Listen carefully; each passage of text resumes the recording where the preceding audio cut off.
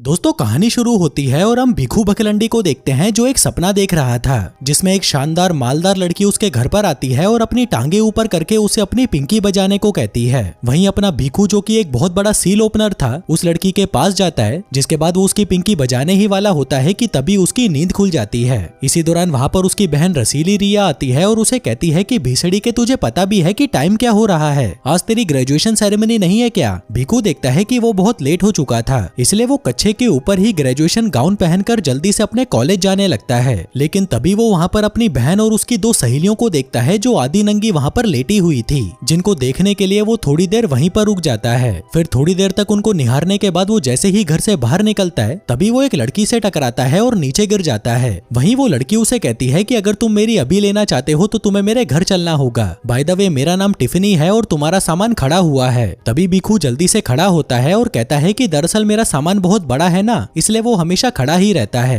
Tiffany कहती है कि मुझे बड़े बड़े औजारों वाले लड़के बहुत पसंद है, वैसे मैं तुम्हारे पड़ोस में ही रहती हूँ, अगर तुम्हें कभी भी मेरे खेत में मजदूरी करने का मन करे तो अपना बड़ा सा औजार लेकर पहुँच जाना। भिखू बकलंडी कहता है कि मैं जरूर आऊंगा, लेकिन अभी मुझे लेट हो रहा है तो मैं तुमसे बाद में मिलता हूँ। जो कहकर वो वहाँ से चला जाता है और जल्दी से अपनी ग्रेजुएशन सेरेमनी में पहुँचता है। वहीं पर हम उसके बेस्ट फ्रेंड पप्पू पंचर को देखते हैं जो वहाँ पर आई खूबसूरत लड़कियों की वीडियो बना रहा था। तभी भिखू बकलंडी उसे कहता है कि भाई मैं आज एकदम मस्त और टाइट सामान वाली लड़की से मिला, उसका नाम टिफनी था। पप्पू पूछता है कि तूने उससे बात करी? वो कहता है कि बात, मैं तो आज रात को उसकी पिंकी बजाने जा रहा हूँ। वहीं उनकी ये बातें मैट नाम का एक लड़का भी सुन रहा था और तभी वो उनके पास आकर कहता है कि तुम दोनों ने आज तक कोई लड़की देखी भी है? भीसड़ी वाले फालतू की बकचोदियां करते रहते हैं बस। फिर उसके जाने के बाद भिखू बकलंडी बताता है कि भाई ये वही लड़की है जिसकी मैं सपने में रोज बजाता था और आज मेरा वो सपना सच हो चुका है। अब इन गर्मियों की छुट्टियों में मैं इसकी रोज बजाया करूंगा। लेकिन तभी उसे पता चलता है कि वो एक सब्जेक्ट में फेल हो चुका है और अब उसे गर्मियों की छुट्टियों में भी कॉलेज आना है। भिखू कहता है कि इन साले कॉलेज वालों ने तो मेरी गींड मार ली, अगर मैं छुट्टियों में भी कॉलेज आऊंगा तो टिफनी की पिंकी कौन बजाएगा। पप्पू पंचर कहता है कि भाई तू चिंता क्यों कर रहा है, डायना पेंटी और चिंकी चुसेड़ी भी तो हमारे साथ कॉलेज आने वाली हैं, दोनों भाई मिलकर उनकी दबा दबा कर लेंगे,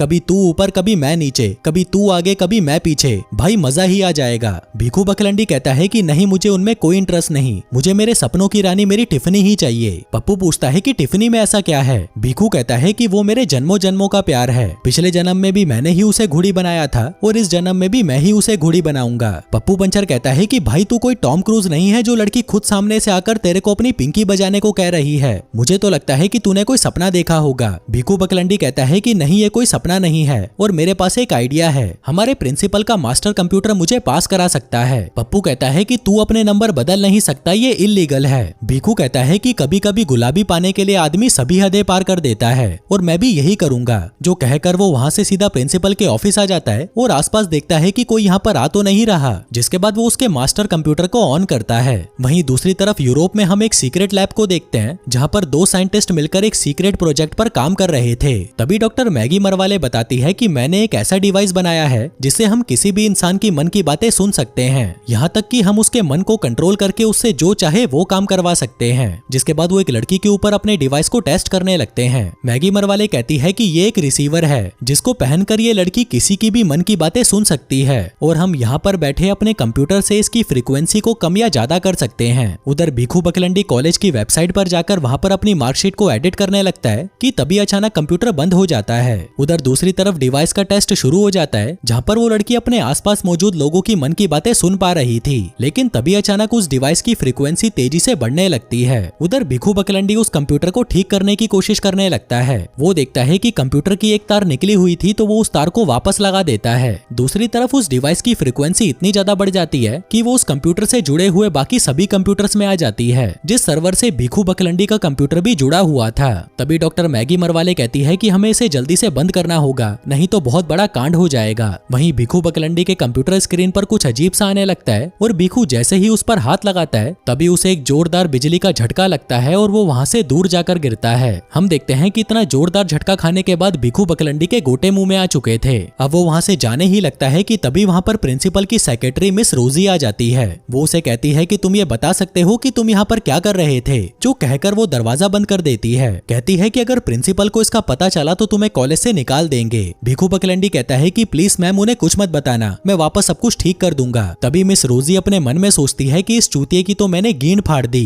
भिखू बकलंडी कहता है कि आप ये ये कैसे बोल सकती हो। जिसके बाद वो अपने मन में कहती है कि अब देखो मैं इसका कैसे मूत निकालती हूँ। भिखू बकलंडी पूछता है कि आप ये सब क्या बोल रही हो। मिस रोजी कहती है कि भिखू बकलंडी मैं ये बोल रही हूँ कि तुम यहीं पर रुको, मैं अभी प्रिंसिपल को बुला कर लाती हूँ। जो कहकर वो वहाँ से जाने लगती है। तभी भिखू बकलंडी उसे कहता है कि मत जाओ, और उसके ऐसा कहते ही मिस रोजी ऑफिस का दरवाजा खोल नहीं पाती, जैसे कि कोई उसे रोक रहा हो। मिस रोजी कहती है कि ये सब बंद करो। भिखू कहता है कि मैं कुछ नहीं कर रहा, मुझे लगता है कि आप मुझे चूसना चाहती हो। जो बात सुनते ही मिस रोजी उसे चूसना शुरू कर देती है। तभी भिखू अपने मन में सोचता है कि यार ये क्या गरम माल है। और तभी हम देखते हैं कि मिस रोजी को गर्मी लगना शुरू हो जाती है और वो एक एक करके अपने सारे कपड़े उतार देती है। वो उसे कहती है कि मुझे नहीं पता कि तू ये सब कैसे कर रहा है, पर तुझे इस कॉलेज से जाना होगा, मैं प्रिंसिपल को तेरी सारी हरकतें बता दूंगी। तभी भिखू अपने मन में सोचता है कि काश ये गीली हो जाती। और तभी मिस रोजी की गुलाबी गर्म पानी छोड़ना शुरू कर देती है। हम देखते हैं कि अब उससे बर्दाश्त नहीं हो रहा था और उसे किसी का औजार तो लेना ही था।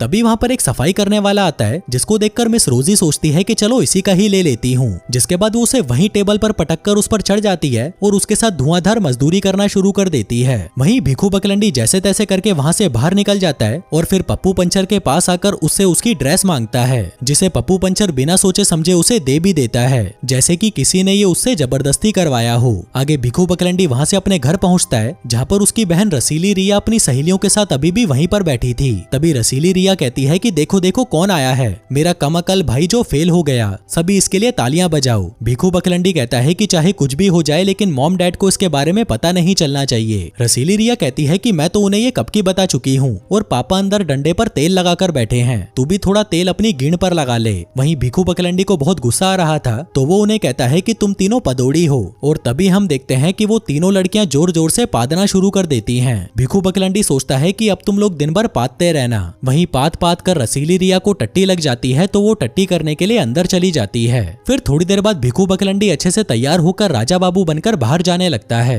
लेकिन उससे पहले वो खिड़की से बाहर देखता है कि उसकी बहन की दोनों सहेलियां अभी भी वहीं पड़ी होती हैं। भिखू बकलंडी कहता है कि तुम दोनों जल्दी से अपनी चूचियां दिखाओ, और उसके इतना कहते ही वो दोनों लड़कियां अपने सारे कपड़े उतार देती हैं। वहीं उनकी बड़ी बड़ी चूचियां देखकर भिखू बकलंडी तो खुशी से पागल हो जाता है और नाचने लगता है। कहता है कि मैंने अपनी जिंदगी में कभी भी इतनी बड़ी चूचियां नहीं देखी। इसी दौरान उसकी बहन वहाँ से गुजर रही होती है और वो उसकी बातें सुन लेती है। कहती है कि तुम कोई छोटे बच्चे हो क्या जो चूचियां देखकर खुश हो रहे हो। भिखू बकलंडी कहता है कि वो तो बस मैं ऐसे ही मस्ती कर रहा था। रसीली रिया कहती है कि तुम जैसा गधा मेरा भाई है मुझे यकीन नहीं होता, और अब तो तुम मेरी सहेलियों से दूर ही रहना, वरना मैं सबको बता दूंगी कि तुम मेरी सहेलियों को देखकर मुट्ठी मारा करते थे। भिखू बकलंडी कहता है कि तुमने वादा किया था कि तुम ये किसी को नहीं बताओगे, और बच्चा मैं नहीं तुम हो। तभी उसके ये कहते ही रसीली रिया एक छोटी बच्ची की तरह बातें करने लगती है। कहती है कि मैंने आज दादी के कारपेट पर मूत दिया। भिखू कहता है कि क्या दादी जी, और तभी उसकी बहन दादी जी बन जाती है और उसे कहती है कि भीसड़ी के तूने ही मेरे पैसे चुराए हैं ना, रुक मैं अभी तेरी गिण पर डंडा मारती हूँ। वहीं भिखू बकलंडी को अब ये सब करने में मजा आ रहा था, इसलिए वो रसीली रिया के साथ थोड़ी देर तक तो ये सब जारी रखता है, लेकिन फिर जब वह इससे बोर हो जाता है तो वो रसीली रिया को यहाँ से भगा देता है। आगे वो वहाँ से उसकी सहेलियों के पास आता है और उनकी चूचियों को गौर से निहारने लगता है, लेकिन तभी वहाँ पर टिफनी आ जाती है और उन दोनों नंगी लड़कियों को देखकर गुस्से में वहाँ से जाने लगती है। तभी भिखू बकलंडी उसके पास आता है और कहता है कि जो तुम सोच रही हो वैसा बिल्कुल नहीं है, दरअसल ये मेरी बहन की सहेलियां हैं और ये दिन भर नंगी पड़ी रहती हैं। टिफनी पूछती है कि फिर तो तुम भी नंगे रहते होगे। वो कहता है कि अगर तुम चाहो तो मैं हो सकता हूँ, वैसे मैं आज सुबह के लिए तुमसे माफी मांगना चाहता हूँ। और तभी वो एक पेड़ से टकरा जाता है। वहीं टिफनी अपने मन में सोचती है कि काश मैं इसका मुंह में ले पाती। भिखू बकलंडी कहता है कि जब तुम बोलो। वो पूछती है कि क्या। भिखू बकलंडी कहता है कि जब भी तुम बोलो हम साथ में घूमने चलते हैं। टिफनी कहती है कि हाँ जरूर चलेंगे, और सुबह वाली बात के लिए तुम्हें माफी मांगने की जरूरत नहीं। जिसके बाद वो उसे अपना फोन नंबर देती है और कहती है कि मुझे रात को फोन करना, हम दोनों गर्मा गर्म बातें करेंगे। भिखू बकलंडी कहता है कि मैं तो तुम्हें फोन पर ही गीली कर दूंगा। जो बात सुनकर टिफनी मुस्कुराने लगती है और वहाँ से चली जाती है। वहीं भिखू बकलंडी भी खुशी के मारे गिण मटकाता हुआ वहाँ से चला जाता है। फिर उसी रात उसे एक और सपना आता है जिसमें वो 4-5 लड़कियों की एक साथ ले रहा था, लेकिन तभी अचानक उसकी नींद खुल जाती है और वो अपना काम पूरा नहीं कर पाता। तभी उसे देखकर उसकी बहन उसे गालियां देने लगती है, लेकिन पप्पू के एक इशारे पर वो फिर से पादना शुरू कर देती है। इसके बाद भिखू बकलंडी तैयार होकर कॉलेज पहुंचता है और पप्पू पंचर से मिलता है। वहीं दूसरी तरफ हम डॉक्टर मैगी को देखते हैं जो ये पता लगाने की कोशिश कर रही थी कि उसके आविष्कार से किस किस इंसान को पावर्स मिली है, और तभी उन्हें भिखू बकलंडी के स्कूल की लोकेशन मिलती है। जिसके बाद वो वहाँ पर अपनी शानदार मालदार एजेंट को टीचर बनाकर भेजती है ताकि वो उस इंसान का पता लगा सके जिसने जिसके पास वो शक्तियां हैं। वहीं भिखू बकलंडी कॉलेज में आते ही हरकतें करना शुरू कर देता है, जैसे कि वो सबसे पहले एक लड़की की गींद पर थप्पड़ मारता है, जिसके बाद वो फिर से मिस रोजी को गीला कर देता है और वहीं मिस रोजी उसी सफाई वाले को फिर से दबोच लेती है और उसके साथ मजदूरी करने लगती है। आगे वो मैट से खुद को ही थप्पड़ लगवाता है क्योंकि वो भिखू बकलंडी को हमेशा परेशान करता रहता था। जिसके बाद वो दोनों अपनी क्लास में आ जाते हैं, जहाँ भिखू बकलंडी पप्पू पंचर से कहता है कि भाई मैं लोगों का दिमाग पढ़ सकता हूँ। पप्पू कहता है कि अच्छा, फिर उस लड़की का पढ़ के दिखा। भिखू बकलंडी बहुत कोशिश करता है लेकिन वो ऐसा नहीं कर पाता। वो पप्पू से कहता है कि चल मैं तेरा दिमाग पढ़ता हूँ। तू अभी एक मस्त लड़की के बारे में सोच रहा है जिसके सामान बड़े बड़े हैं और वो अभी हमारे क्लास में आई है। और तभी वो देखता है कि वहाँ पर डॉक्टर मैगी की भेजी हुई एजेंट ढोल ताशा आती है। कहती है कि मेरा नाम है ढोल ताशा और मैं तुम लोगों की हिस्ट्री टीचर हूँ। वहीं मैट का तो उसे देखते ही तन जाता है और वो भिखू बकलंडी को उसकी सीट से हटाकर खुद वहाँ पर बैठ जाता है। आगे ढोल ताशा उन लोगों से पूछती है कि अमेरिका को आजादी कब मिली थी, लेकिन उन लोगों को तो इसके बारे में घंटा कुछ नहीं पता होता। ढोल ताशा कहती है कि चलो ये बता दो कि अमेरिका का प्रेसिडेंट कौन है। तभी भिखू बकलंडी अपनी शक्तियों के इस्तेमाल से मैट को खड़ा करता है। ढोल ताशा कहती है कि तुम्हें पता है इसके बारे में, चलो यहाँ पर आकर सबको बताओ। वहीं भिखू बकलंडी पप्पू से कहता है कि देख अब मैं इसकी कैसे गींद फाड़ता हूँ। जिसके बाद वो मैट के दिमाग को काबू करने लगता है और मैट को वहाँ पर ढोल ताशा नंगी खड़ी हुई दिखाई देती है, जिसको देखकर मैट का औजार 90 डिग्री पर खड़ा हो जाता है। वहीं पर ढोल ताशा भी मैट का खड़ा औजार देख लेती है और उसे कहती है कि कोई बात नहीं, तुम जाकर बैठ सकते हो, चलो मैं तुम्हारी मदद करती हूँ। जिसके बाद वो मैट को अपने पीछे छुपाते हुए उसकी टेबल तक ले जाने लगती है, लेकिन तभी भिखू बकलंडी अपने शक्तियों के इस्तेमाल से मैट को नीचे गिरा देता है, जिससे उसका खड़ा औजार फ्रैक्चर हो जाता है। आगे क्लास के दौरान ढोल ताशा ये पता लगाने की कोशिश करती है कि वो कौन है जिसके पास वो शक्तियां हैं, और तभी भिखू बकलंडी उसकी मन की बात सुन लेता है और उसे भी पता चल जाता है कि ढोल ताशा यहाँ पर उसी को ढूंढने आई है। आगे क्लास खत्म होने के बाद जब ढोल ताशा मैट के टूटे हुए औजार का हालचाल पूछ रही थी, तभी मौका देखकर भिखू बकलंडी उसका पर्स चुराकर भाग जाता है। आगे पप्पू पंचर पूछता है कि तू इस पर्स का क्या करेगा, जिस पर भिखू बकलंडी कहता है कि ये कोई जासूस है जो मुझे ढूंढने आई है। पप्पू कहता है कि ये सब क्या है यार, मुझे कुछ समझ नहीं आ रहा। तभी भिखू बकलंडी को उसके अंदर से एक हेडबैंड और एक नेकलेस मिलता है। वहीं दूसरी तरफ हम मैट को देखते हैं जो ढोल ताशा पर लाइन मारने की कोशिश कर रहा था, लेकिन ढोल ताशा उस पर ज्यादा ध्यान नहीं देती। वहीं पप्पू पंचर भिखू बकलंडी से कहता है कि भाई तेरे पास इतनी पावर्स है तो तू इसका इस्तेमाल करके अपने भाई की मदद क्यों नहीं करता। भिखू बकलंडी कहता है कि बता क्या चाहिए तुझे। पप्पू कहता है कि मुझे बहुत सारी चूचियां देखनी हैं। इसी दौरान वहाँ पर हम कुछ चीयर लीडर्स को देखते हैं जो अपने कपड़े बदलने के लिए लॉकर रूम में जा रही थी, लेकिन तभी भिखू बकलंडी उन्हें कहता है कि तुम लोग कभी भी पप्पू पंचर को नहीं देख पाओगी और पप्पू पंचर तुम सभी के लिए इनविजिबल हो चुका है। जिसके बाद वो सभी लड़कियां अंदर आती हैं जहाँ पर पप्पू पंचर पहले से ही मौजूद था, लेकिन वो लड़कियां उसे देख नहीं पाती। आगे सभी लड़कियां अपने कपड़े उतारकर नंगी हो जाती हैं और पप्पू पंचर उन्हें देखकर खूब मजे लेता है। वहीं भिखू बकलंडी उस हेडबैंड को अपने सिर पर पहन लेता है और उस पर लगे बटन को जैसे ही दबाता है तभी उसे एक जोर का झटका लगता है और उसकी शक्तियां कुछ देर के लिए चली जाती हैं। वहीं अपना पप्पू पंचर जो उन लड़कियों को अभी तक नहीं दिख रहा था, अचानक से उन्हें दिखाई देने लगता है, जिसको देखकर वो लड़कियां डर जाती हैं और जोर जोर से चिल्लाने लगती हैं। आगे भिखू बकलंडी वहां से अपने घर आ जाता है। तभी उसे वहां पर टिफनी मिलती है जिसका काम पूरी पिक्चर में सिर्फ जॉगिंग करने का था। भिखू बकलंडी उसे पूछता है कि क्या तुम मेरे साथ लंच पर चलोगी, जिसके लिए टिफनी भी उसे हाँ बोल देती है और कहती है कि उसके बाद हम मजदूरी भी करेंगे।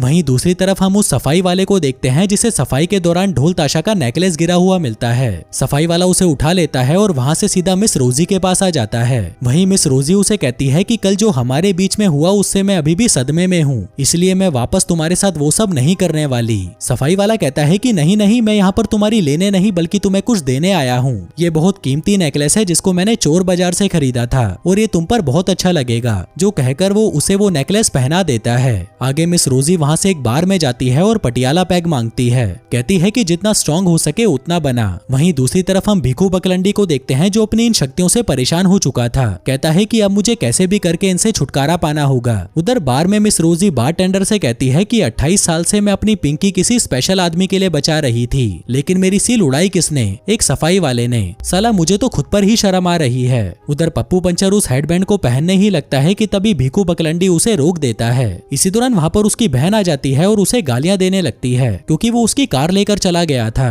वो कहती है कि मुझे मेरी कार की चाबी अभी चाहिए, नहीं तो मैं तेरी गींड फाड़ दूंगी। वहीं भिखू बकलंडी जब उसे चाबी देने के लिए नीचे जाता है तभी पप्पू पंचर उस हेडबैंड को उठाकर पहन लेता है और जैसे ही उसका बटन दबाता है वो वहीं पर बेहोश हो जाता है। उधर दूसरी तरफ हम देखते हैं कि मिस रोजी का नेकलेस चमकने लगता है और अचानक से उसके अंदर पप्पू पंचर की आत्मा आ जाती है। वो कहता है कि मैं ये कौन सी जगह पर आ गया। जिसके बाद वो वहाँ पर कुछ लड़कियों को देखता है और उनके पास जाकर उन पर लाइन मारने लगता है। लेकिन इसी दौरान वो देखता है कि वो तो एक लड़की के शरीर में आ गया है। अब पप्पू पंचर की फटकर 464 हो जाती है और वो जल्दी से जाकर बाथरूम में अपनी शक्ल देखता है। कहता है कि मैं तो मिस रोजी के अंदर आ गया हूँ। जिसके बाद वो अपने सारे कपड़े उतार देता है और अपनी ही चूचियों को निहारने लगता है। उधर भिखू बकलंडी जब वापस आता है तो वहाँ पर उसे पप्पू पंचर बेहोश पड़ा हुआ मिलता है। जिसके बाद सबसे पहले तो वो उसका हेडबैंड उतारता है और उसे जगाने की कोशिश करता है। लेकिन काफी कोशिशों के बाद भी जब पप्पू नहीं जागता तो भिखू बकलंडी घबरा जाता है और टिफनी को फोन करके अपनी मदद के लिए बुलाता है। उधर दूसरी तरफ पप्पू पंचर पूल गेम खेलने लगता है, लेकिन उसे घंटा ये गेम खेलना नहीं आता था, इसलिए वो बस हर जगह पर तोड़फोड़ मचाने लगता है। वहीं भिखू बकलंडी अभी भी पप्पू को जगाने की कोशिश कर रहा था,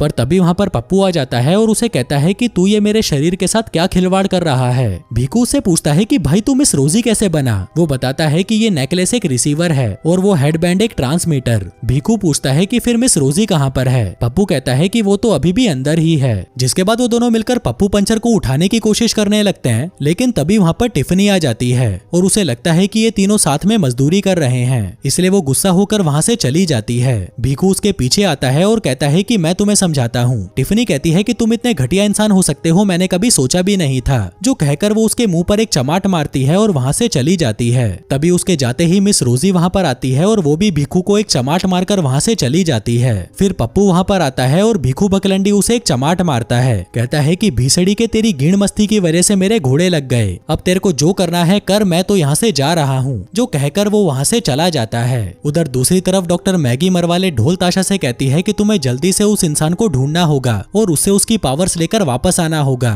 तभी ढोल ताशा का दरवाजा नॉक होता है। वो दरवाजा खोलती है और देखती है कि भिखू बकलंडी वहाँ पर आया होता है। वो ढोल ताशा से कहता है कि मैं आपसे कुछ बात करना चाहता हूँ। उधर दूसरी तरफ पप्पू पंचर अभी भी उस हेडबैंड और नेकलेस के साथ ही लगा हुआ था। तभी वहाँ पर रसीली रिया आती है और उससे पूछती है कि तुम रात भर से यहीं पर हो। पप्पू पंचर कहता है कि मेरे पास एक जादुई डिवाइस है जिसकी मदद से मैं एक इंसान की आत्मा को दूसरे इंसान के शरीर में डाल सकता हूँ। रसीली रिया कहती है कि तू भी मेरे भाई की तरह चूतिया ही है। पप्पू पंचर कहता है कि अगर तुम्हें यकीन नहीं होता तो क्यों ना तुम ही इसे ट्राई करके देख लो, मैं तुम्हारी आत्मा को मेरे शरीर में डाल के दिखाता हूँ। रसीली रिया कहती है कि क्यों ना तुम्हारी आत्मा को मेरे शरीर में डाला जाए। वहीं दूसरी तरफ भिखू बकलंडी ने पूरी रात ढोल ताशा का ढोल बजाया था और उसे ये भी बता दिया था कि वो पावर्स उसी के पास है। भिखू बकलंडी ढोल ताशा से पूछता है कि क्या तुम वापस मेरे लिए घोड़ी बनना चाहोगी, लेकिन ढोल ताशा इसके लिए मना कर देती है। जिसके बाद भिखू बकलंडी नहाने चला जाता है। उधर पप्पू पंचर उस हेडबैंड को रसीली रिया को पहनाता है और उसे कहता है कि तुम यहीं पर रुको, मैं बाहर जाकर इस नेकलेस को पहन कर आता हूँ, जिसके बाद मेरी आत्मा तुम्हारे शरीर में आ जाएगी। लेकिन फिर बाहर आते ही पप्पू पंचर के खुराफाती दिमाग में एक आइडिया आता है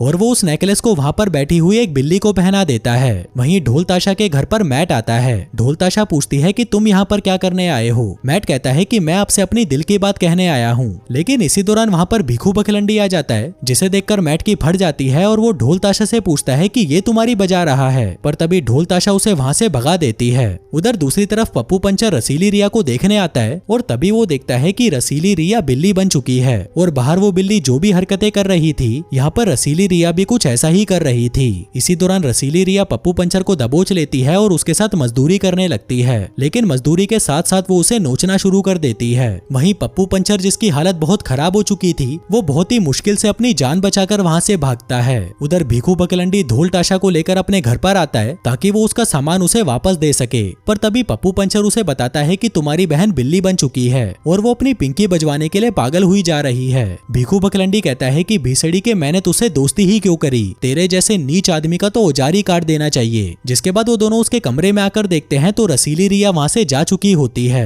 पप्पू पंचर कहता है कि वो नेकलेस एक बिल्ली के पास है और वो हेडबैंड रसीली रिया के पास है, इसलिए तुम जाकर उस बिल्ली को ढूंढो और मैं और ढोल ताशा रसीली रिया को ढूंढते हैं। तो कैसा लगा मेरा प्लान। वहीं भिखू बकलंडी, जिसका खोपड़ा खराब हो चुका था, वो पप्पू पंचर को वहीं पर पेलना शुरू कर देता है। वहीं दूसरी तरफ रसीली रिया एक क्लब में आती है और वहाँ पर बैठे लड़कों के सामने अपने जलवे बिखेरने लगती है। वहीं वो तीनों लड़के भी गुलाबी के प्यासे थे, इसलिए वो भी रसीली रिया को फुल लाइन देने लगते हैं। जिसके बाद वो चारों मिलकर वहाँ पर एक तड़कता भड़कता डांस पेश करते हैं। आगे रसीली रिया उनमें से एक लड़के को चुनती है और उसे बाथरूम में ले जाकर उससे अपनी पिंकी पिटवाने लगती है। उधर दूसरी तरफ भिखू बकलंडी उस बिल्ली को ढूंढ रहा था, तभी टिफनी भी वहाँ पर आकर अपनी बिल्ली को ढूंढने लगती है, जिसका मतलब था कि वो बिल्ली टिफनी की ही थी। वो भिखू बकलंडी बकलंडी के पास आती है और उसे कहती है कि तुम मेरी बिल्ली ढूंढने में मदद तो कर रहे हो, पर इसका मतलब ये नहीं है कि मैं तुम्हें माफ कर दूंगी। भिखू बकलंडी कहता है कि मत करो माफ, लेकिन मैं तुम्हें बता दूं कि उस रात हम मजदूरी नहीं कर रहे थे। मेरा दोस्त पप्पू पंचर सच में बेहोश हो गया था और हम उसे ही उठाने की कोशिश कर रहे थे। टिफनी पूछती है कि फिर उस लड़की का क्या? भिखू कहता है कि मैं बस एक ही लड़की की लेना चाहता हूँ और वो हो तुम, जो कहकर वो उसे वहीं पर चूसने लगता है। इसी दौरान वहाँ से मैट भी गुजर रहा था और वो ये सब देखकर सदमे में चला जाता है। आगे चुम्मा चाटी के बाद वो बिल्ली अपने आप ही टिफनी के पास आ जाती है और भिखू बकलंडी उस पर से वो नेकलेस उतार लेता है। टिफनी पूछती है कि फिर लेन देन का प्रोग्राम कब करें? भिखू कहता है कि आज रात को। वहीं दूसरी तरफ पप्पू पंचर और ढोल ताशा उस क्लब में पहुंचते हैं जहां बहुत ही मुश्किल से ढोल ताशा रसीली रिया से वो नेक बैंड उतार पाती है। उधर टिफनी के जाने के बाद मैट भिखू बकलंडी के पास आता है और उसे कहता है कि भाई तू मुझे भी सिखा कि तू इतनी सारी लड़कियां कैसे पटा लेता है। प्लीज भाई मुझे बता दे, मैं जिंदगी भर तेरा नौकर बन के रहूंगा। भिखू बकलंडी कहता है कि हाँ भाई बिल्कुल बताऊंगा, कल तुम मुझसे कॉलेज में मिलना। जो सुनकर मैट खुश हो जाता है और नाश्ता गाता वहाँ से चला जाता है। तभी ढोल ताशा भी वहाँ पर आ जाती है और भिखू बकलंडी से कहती है कि अब हमें अपना अधूरा काम पूरा कर लेना चाहिए। जिसके बाद वो भिखू बकलंडी को ट्रांसमीटर और रिसीवर पहनाती है और अपने डिवाइस में जैसे ही उसको चालू करती है तभी भिखू बकलंडी को एक बहुत तेज शॉक लगता है और उसकी सारी शक्तियां उस डिवाइस के अंदर वापस आ जाती हैं। जिसका मतलब था कि भिखू बकलंडी अब पूरी तरह नॉर्मल हो चुका था। आगे ढोल ताशा अपना सामान वापस लेती है और भिखू को एक चुम्मा देकर वहाँ से चली जाती है। तभी उसके जाते ही टिफनी वहाँ पर आती है और भिखू बकलंडी से कहती है कि मैं अपनी पिंकी पिटवाने के लिए तैयार हूँ, चलो यहीं पर शुरू हो जाते हैं। जो कहते ही वो भिखू बकलंडी से वहीं पर लिपट जाती है। और दोस्तों इसी के साथ ही ये कहानी यहीं खत्म हो जाती है। धन्यवाद।